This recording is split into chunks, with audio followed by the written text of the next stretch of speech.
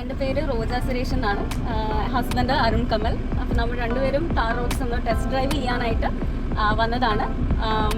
അപ്പോൾ നമുക്ക് ഓട്ടിച്ച് നോക്കിയപ്പോഴേക്കും നല്ല കംഫർട്ടബിൾ ആയിട്ട് തോന്നി. പേഴ്സണലി എനിക്ക് നല്ല കംഫർട്ടബിൾ ആയിട്ട് തോന്നി. സ്പേസിങ് ആയാലും ലെഗ് സ്പേസിങ് ആയാലും കാര്യങ്ങളെല്ലാം വളരെ കംഫർട്ടബിൾ ആണ്.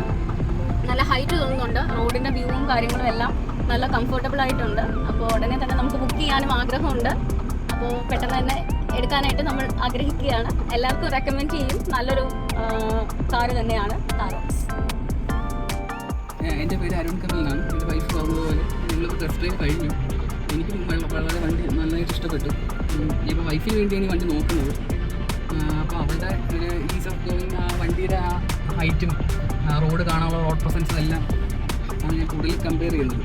ബാക്ക് സീറ്റിന് എക്സ്പീരിയൻസ് ചെയ്തു. ബാക്ക് സീറ്റ് നല്ല കംഫർട്ടബിളാണ്. ടണലൊന്നുമില്ല. അതുകൊണ്ട് പ്ലാറ്റ്ഫോമൊക്കെ നല്ല ഫ്ലാറ്റാണ്. 3 പേർക്ക് കംഫർട്ടബിളായിട്ട് ബാക്കിലിരിക്കാൻ പറ്റും.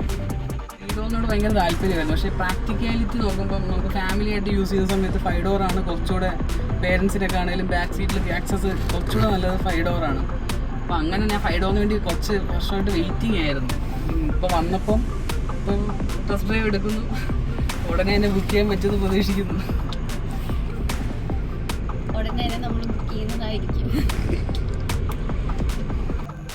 ഞാനിന്നിപ്പം അവിചാരിതമായിട്ടൊരു ഫംഗ്ഷൻ അറ്റൻഡ് ചെയ്യാൻ വേണ്ടി ട്രാൻസ്ഫർ വന്നു. ഞാൻ കൊട്ടാരക്കരയാണ്. അപ്പം ഗൂഗിൾ മാപ്പിൽ നോക്കിയപ്പോൾ വർക്ക്ഷോപ്പ് ഓപ്പൺ ആയിരുന്നു. പക്ഷെ ഞാൻ അവിടെ കസ്റ്റമർ കെയർ നമ്പറിൽ വിളിച്ചപ്പോൾ വർക്ക്ഷോപ്പ് ഓപ്പൺ ആണെന്ന് പറയുകയും ഞാൻ പിന്നെ എന്നെ അവിടെ നിന്ന് സൗണ്ട് ചെയ്തു. സുരേഷ് സാർ എന്നെ അവിടെ നിന്ന് കോൺടാക്ട് ചെയ്യുകയും ഇമ്മീഡിയറ്റ്ലി എന്നെ എനിക്ക് ടെസ്റ്റ് ഡ്രൈവ് ഷോറൂമിൽ ചെന്നപ്പോൾ തന്നെ ടെസ്റ്റ് ഡ്രൈവ് അറേഞ്ച് ചെയ്യുകയും ചെയ്തു തന്നു. സർവീസ് ഞാൻ ഇതുവരെ ഉള്ള സർവീസിന് ഞാൻ ഭയങ്കര താല്പര്യം ഓട്ടോമാറ്റിക് ഡീസൽ വേരിയൻ്റാണ് ഞാൻ നോക്കുന്നത്. വീട്ടിൽ ഉള്ള വണ്ടി റാപ്പിഡ് ഡീസലാണ്. ബാക്കിയെല്ലാം പെട്രോൾ വണ്ടികളാണ്.